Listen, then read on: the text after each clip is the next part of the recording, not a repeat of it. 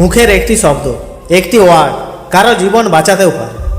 আর এই শব্দ কোনো মানুষের প্রাণ নিতেও পারে। আজ এই দুনিয়াতে পুরো ওয়ার্ল্ডে যে খারাপ কাজ হচ্ছে, সেটা হচ্ছে জাস্ট এই মুখের শব্দ বা ওয়ার্ডের কারণে। আজ এই দুনিয়াতে যে দেশ কোনো স্টেজে আছে, তো সেটা আছে তার মুখের শব্দের কারণে। যদি তোমারও ভ্যালিউ তোমার আশেপাশের এনভায়রনমেন্টে কম, তো সেটাও হয় তোমার মুখের শব্দের কারণে। তুমি যদি আজ কোনো বড় স্টেজ বা কোনো বড় স্থানে না হও, তো জাস্ট এই মুখের শব্দের কারণে। তোমার হয়তো এটা জানা নেই যে দুনিয়ার সব বড় টপ সেলিব্রিটি আছে, সে আজ যে স্থানে বা স্টেজে আছে, সেটা জাস্ট এই মুখের শব্দের কারণে। আজ এই 1 সেকেন্ডে, 1 মিনিটে কিংবা 1 ঘন্টাতে দুনিয়াতে অনেক লোক মারা যাচ্ছে, তো সেটা জাস্ট এই মুখের শব্দের কারণে। যদি তুমি জীবনে বাঁচতে চাও না, তো তুমি বাঁচতে পারো এই মুখের শব্দের কারণে। আর যদি তুমি জীবনে বাঁচতে চাও না, বরং জীবন কাটাতে চাও, তো তুমি এই মুখের শব্দের কারণে ওয়ার্ডের আরও ইউজ করতে পারো।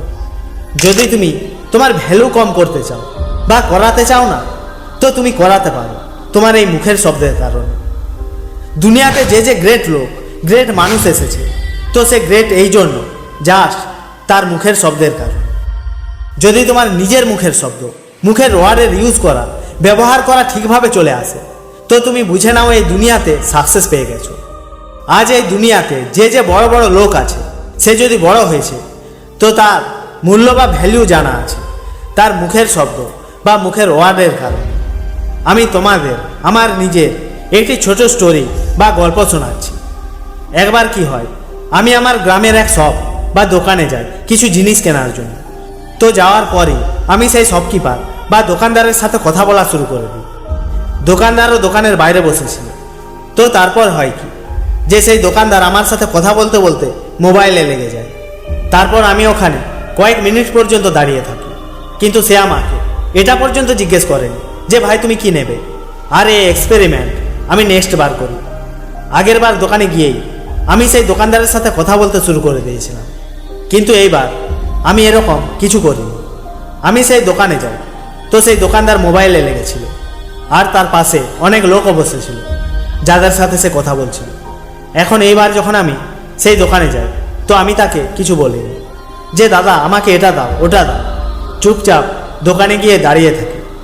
যখন কিছু সেকেন্ড যাওয়ার পর আমি কিছু বলিনি, তো সেই দোকানদার যে লোকের সাথে কথা বলছিল, তো সে নিচে আমাকে জিজ্ঞেস করে ভাই তুমি কি নেবে। তো এটা হলো সাইলেন্সের পাওয়ার, মানে পাওয়ার অফ সাইলেন্স। যখন আমি তার কাছে গিয়েও কিছু বলিনি, তো সে মনে করে যে আমি রেগে গেছি বা আমার কোনো প্রবলেম আছে। মানে তুমি যত বেশি বলবে, তোমার ভ্যালু তত কম করবে, আর যত কম বলবে ততই তোমার ভ্যালু বাড়বে। যদি কোনো প্রশ্নের উত্তর তোমার জানা থাকে, তো যখন তোমার ক্লাসের টিচার কোনো প্রশ্ন জিজ্ঞেস করে, তখন ক্লাসের সব স্টুডেন্ট নিজের আঙুল খাড়া করবে। কিন্তু যদি তুমি তোমার আঙুল খাড়া না করো, তো টিচারের সোজা ফোকাস তোমার ওপরই যাবে। সে তোমাকেই দেখবে যে ভাই সব স্টুডেন্ট উত্তর মনে রেখেছে, কিন্তু এই স্টুডেন্ট কেন মনে রাখেনি। তো সে তোমার কথাই শুনবে আর তোমাকেই জিজ্ঞেস করবে। আর যখন সে তোমার কথা শুনবে, তো তোমার সেটা চলে আসবে। আর এটা হলো পাওয়ার অফ সাইলেন্স। লাইফে আমার একটি কথা হামেশা মনে রাখবে, যে যদি তোমাকে কিছু বড় স্থান হাসিল করতে হয়, তো তোমাকে তোমার মুখের শব্দ, তোমার মুখের ওয়ার্ডকে সঠিকভাবে ইউজ করতে আসতে হবে। আর নেক্সট যত বেশি হয় কম কথা বলো। তোমার এক মুখের শব্দ বা ওয়ার্ডের অনেক বেশি মূল্য, আর তুমি একে এমনিই বরবাদ করে দাও বলে বলে। বন্ধু, যদি তোমাদের এই ভিডিও ভালো লাগে, তো লাইক শেয়ার কমেন্ট এবং সাবস্ক্রাইব করে বেল আইকনটি অল করে দেবে। জয় হিন্দ, বন্দে মাতরম।